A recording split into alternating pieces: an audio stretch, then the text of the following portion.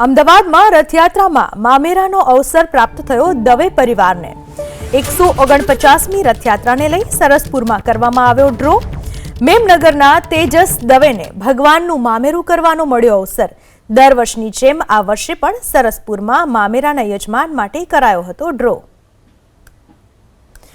ભગવાન જગન્નાથજીની રથયાત્રા રંગેચંગે દર વર્ષે નીકળે છે અને એ પહેલા મામેરા માટે ડ્રો કરવામાં આવે છે। આ વખતે પણ સરસપુરમાં મામેરું કોણ કરશે તેના માટે ડ્રો કરવામાં આવ્યો હતો અને જેના માટે ખૂબ જ લાંબુ વેઇટિંગ હોય છે। આ વખતે ભગવાનનું મામેરું કરવાનો મોકો મળ્યો છે દવે પરિવારને।